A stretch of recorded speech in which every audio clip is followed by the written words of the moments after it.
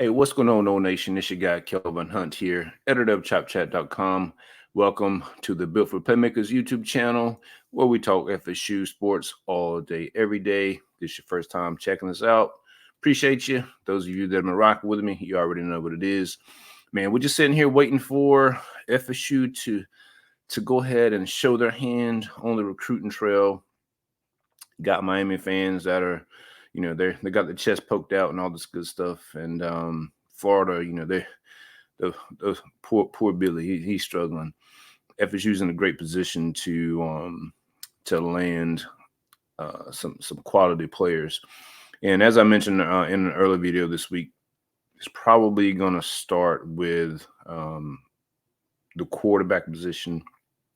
We'll see what happens between Cam Ward and DJ Uiagalelei.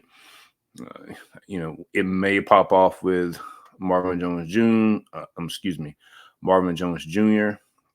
We'll see. So somewhere in there, I think FSU's going to get the ball rolling. So if you're panicking, because Miami's just taking any and everybody without any particular plan, just chill. It's all good.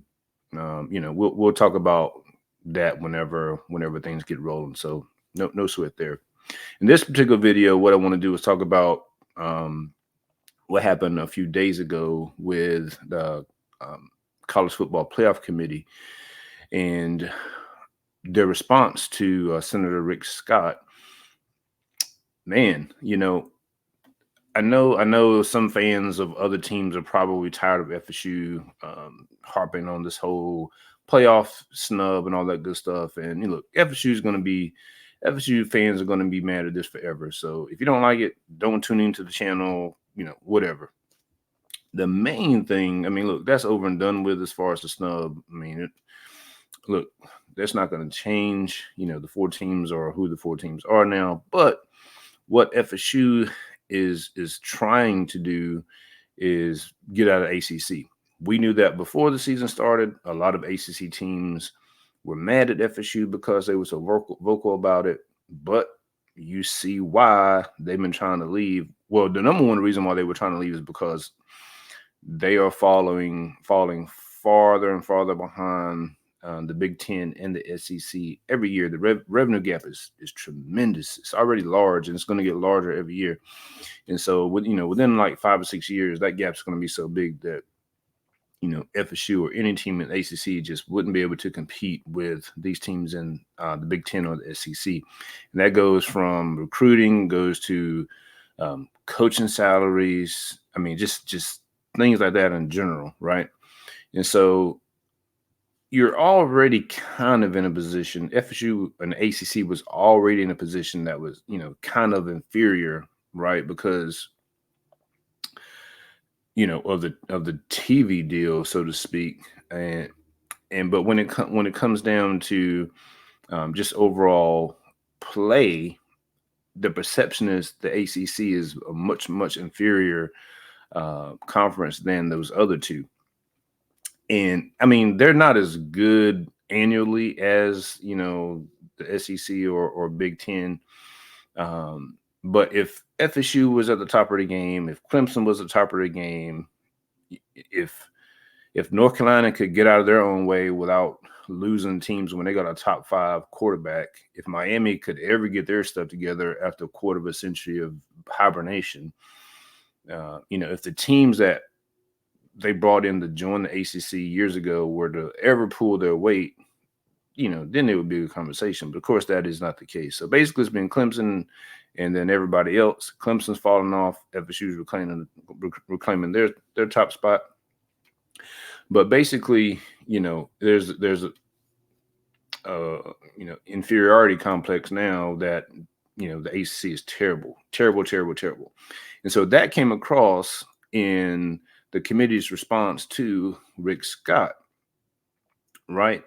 So let me share my screen with you, and I'm going to read this. You probably have already seen it, but I'm going to just read this. I'm not going to read the whole thing. Just a quick little thing here. So he says, now look, I'm not even going to address the snarkiness in the beginning of it. You could tell he was already, almost jokingly responding, like, this is a joke that I'm responding to you, kind of. But this is the second page of his response. And he says, there have been 8 counting Florida State undefeated teams that did not make the playoff. While this is the first year such a team from a so-called P5 conference, strength of schedule remains a crucial factor as far as, teams getting in the playoff or whatever. So he said a so-called P5 conference. So of course, everybody's eyebrows and rabbit ears, everything was like, wait, what? He called the ACC a so-called P5 conference, right? And so of course, with all of that, everybody was like, oh man, basically, he's kicking the ACC while they're down, so forth and so on. And FSU fans are like, yes, keep talking. Kurt Hershey, keep talking, because the more you talk, the more ammunition you've given us as far as, a potential way of FSU getting out of the ACC and the whole grant of rights and all that good stuff, right?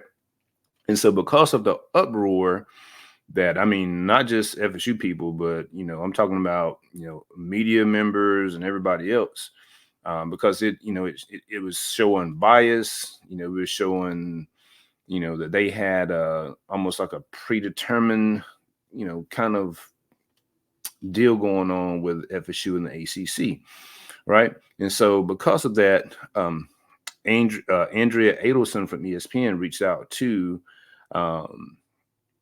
Bill Hancock is his name, to get clarification on it. And so this is his response. He says, it is important to know that the College Football Playoff Committee doesn't use the term Power 5 or P5. Bruh. He says, while the media and others use the term P5 to refer to the ACC, Big 10, Big 12, Pac-12, and SEC, we use the term A5 or autonomy. I can't even say this word. Autonomy 5 instead. Autonomy 5 instead. I've never heard that before in my life.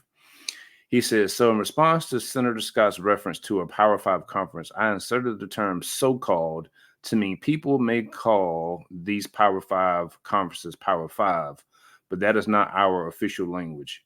I would use so-called when any of the 5 conferences is referenced as Power 5, so its use in my response was not meant to offend or disrespect any conference.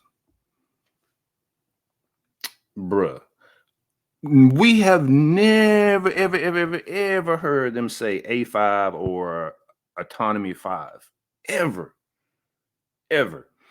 So basically, this is him trying to save face, give another excuse of downgrading FSU playing in the ACC. Again, they're referencing strength of schedule, which that means nothing. The strength of schedule means nothing. It's the strength of record that really holds weight when you're talking about, who the best teams are. Right. And so that's one thing they need to fix anyway. And of course, they're going to keep spinning their little narratives about, FSU wasn't the same team, but you got example after example after example in the NFL. We just saw FAMU play in the HBCU Celebration Bowl against a team that everybody thought they were going to whip. They won, but it was a much closer game than everybody thought it was going to be. That's why you got to play the games. But I say that to say this. Of course, Florida's Attorney General has opened up an investigation into the whole College Football Playoff Committee, and basically, they're requiring them to submit documentation of how they voted, who was in the room, any other communications that went on, between the committee and other stakeholders or whatever. So here's the thing. FSU, and I'm just talking from an FSU perspective here. So hopefully this is what happens. Hopefully there's enough information uncovered whenever they submit this documentation that they can they can go ahead and open up, a full, lawsuit or whatever, and really get down to the nitty gritty as far as determining if there was indeed collusion or anything like that in terms of trying to minimize the ACC and combine, in comparison to the SEC, as far as like, hey, can they find a smoking gun? Like, hey, we will make X amount of more dollars if we put an SEC team in compared to an ACC team, meaning FSU. If they can find anything like that, in discovery and all that good stuff, that's going to give FSU everything that they need to get out of the ACC and go on to potentially. It sounds like right now the Big Ten. I can't see that. They would want to get in bed with the SEC the way ESPN has been treating FSU, here of late. But either way, whether it's the Big Ten or the SEC, FSU's got to get out of the ACC. So the more the committee talks, the more these talking heads talk, and the more they're kind of, they think they're providing reasoning and or logical reasoning as to, hey, we were fair, this is why we did that or whatever. But really that's not the case.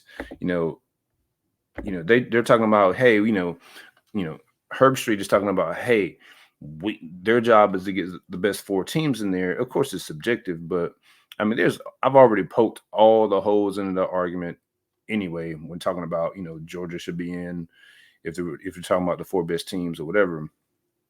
But best case scenario, they dig into this information, and if the committee wasn't smart in how they were maneuvering in terms of communication, whether it's email, phone calls, and all that good stuff, we could have look, FSU is going to get out of the ACC regardless. The thing is, how long is it going to take? How much money is it going to cost? If they can find something in this investigation that is kind of like a smoking gun or whatever, as far as proving collusion and anything like that, I mean, these antitrust stuff, FSU can get out of this thing, without paying anything, I guess. I'm not a lawyer, but if it's proven that, hey, staying in the ACC is detrimental to FSU or whatever, look, you got to let us ride.